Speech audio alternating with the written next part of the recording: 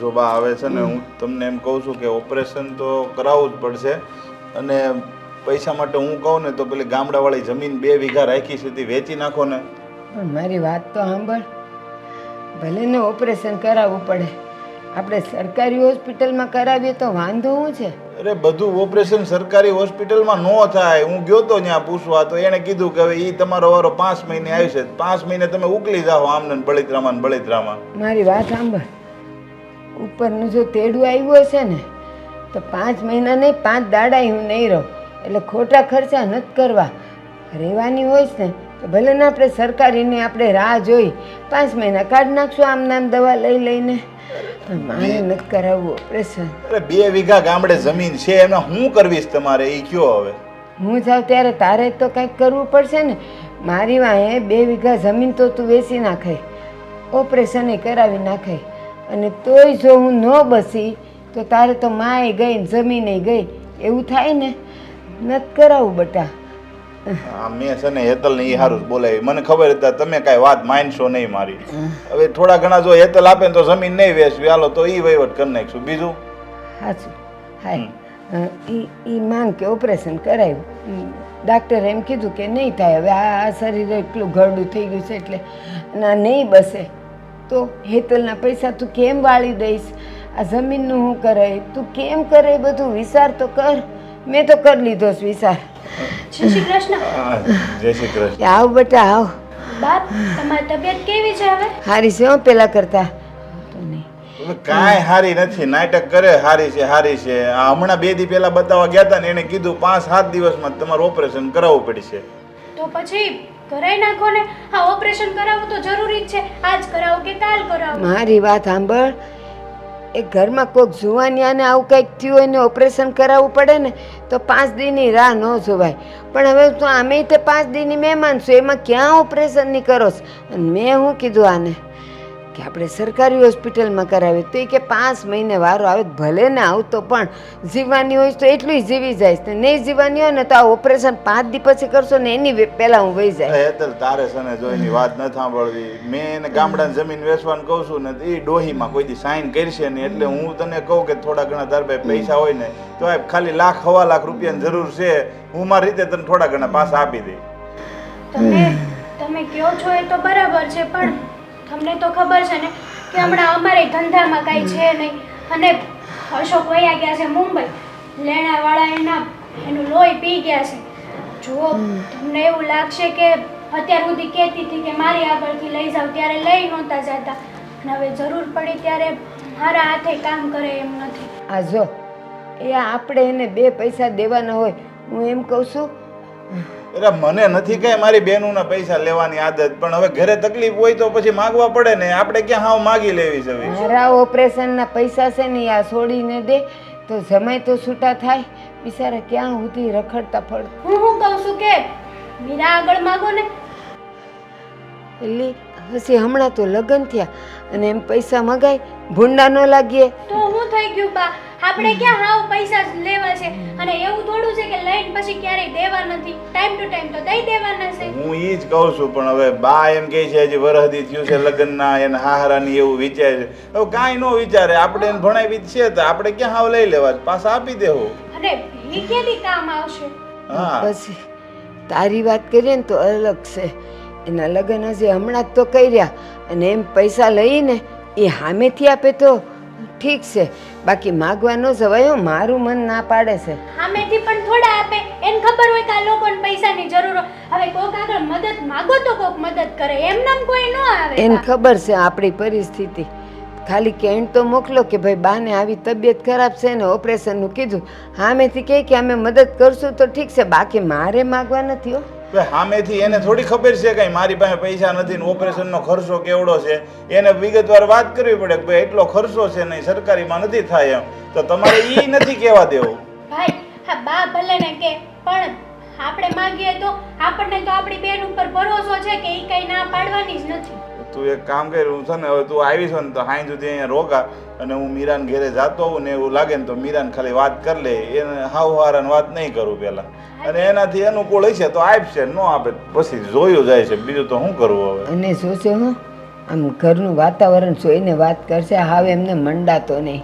એ મને છે ને તમારી કરતા ઝાઝી ખબર પડે છે. એ ખબર. મને એવું લાગશે ને તું માગી જ નહીં.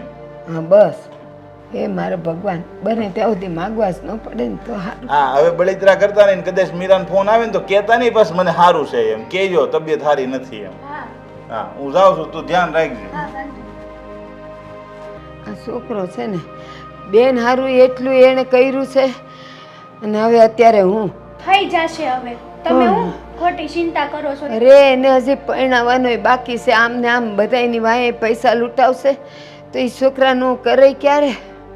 આવી બધી બળિતરા કરો ને એમાં જ તબિયત વધારે ખરાબ થાય. હવે શાંતિથી બેહો અહીંયા, ઘડીક ભગવાનનું નામ લ્યો. ક્યાં ભગવાન છે? મારો ભગવાન તો એક જ છે, મારો દીકરો. આ બોલ, હું તું કહેતી હતી વેવાણનો ફોન આવ્યો, વેવાણનો ફોન આવ્યો. શું આવ્યો તો ફોન? આવવાના છે અહીંયા? મને શું ખબર, મેં હરખી વાત નથી કરી, નેટવર્ક નહોતું ને એટલે. તારે કાંઈ વાત થઈ તા સાસુવારે? તમે વાત પણ નથી કરી અને તમને કઈ ખબર પણ નથી.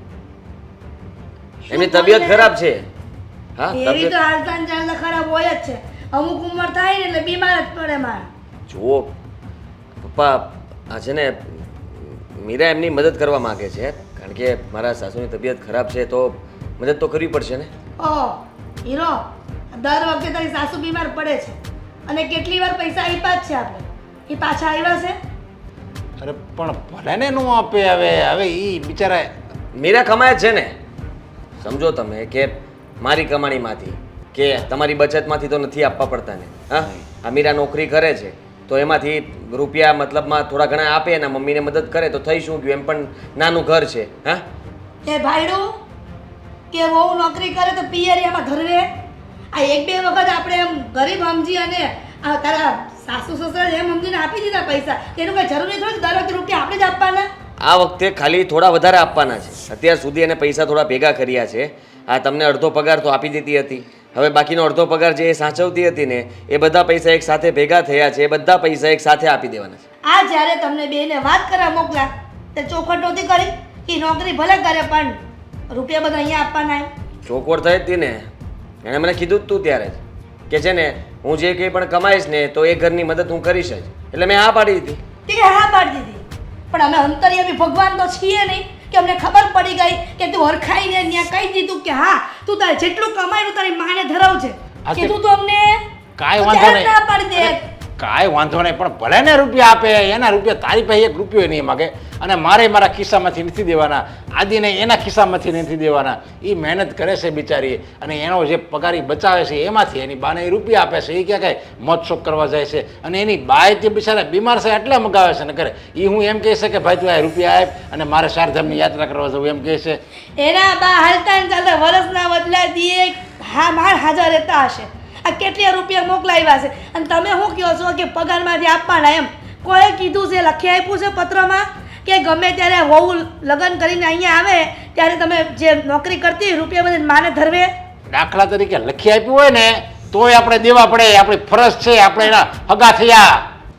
તે હગા છે તો ઠેકો નથી લીધો, બરાબર છે કે એના બધા ખર્ચા આપણે કાઢી. આ તો દીકરી લેવી તો આપણને સારું લાગ્યું હતું તો પછી દીકરી લીધી ને ડાય દીકરી આપી, આવી કેવી હોનાની આપણે એક એને દીકરી આપી છે અને આપણે એટલી નોકરી આપી. એ જોણ જોવા આવ્યા ને ત્યારે નોકરીની જ વાત થઈ હતી, આ પગાર આપવાની વાત નહોતી થઈ. મેં કરી હતી ને.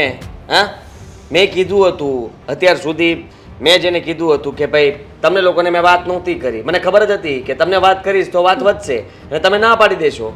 તે ના જ પડે, એની કરતા હારી મળી જાત તને એના સિવાય બીજું કોઈ મળતી જ નહોતી. કાંઈ વાંધો નહીં આદિત્ય, તમે તારે ચિંતા કરી માં, ભલે તે આ પાડી સમજા અને ભલે એને રૂપિયા દેવા પડે. વળે બધી વાતમાં ડબ કરવું એટલે બિચારા કાંઈ બોલવાનું જ નહીં ઘરમાં. તમને શું ખબર પડે બધી? જુઓ મમ્મી, સમજો તમે કે આ વાત આપણે મીરા સુધી પહોંચશે ને મીરાને રોકશું કે કંઈ કહીશું તો એને ખોટું લાગશે. તે ખોટું લાગશે તો વધી વધીને શું કરશે? એની માં એમ કે છૂટાછેડા કરી દો, એની માં નહીં કે તો મીરા કહી દે તો જવા દે ને, એની કરતા બીજી હારી લઈ આવશું. અરે. શું ફરક પડે? હું હારી લઈ આવશું. આ કેવી વાત કરે છે?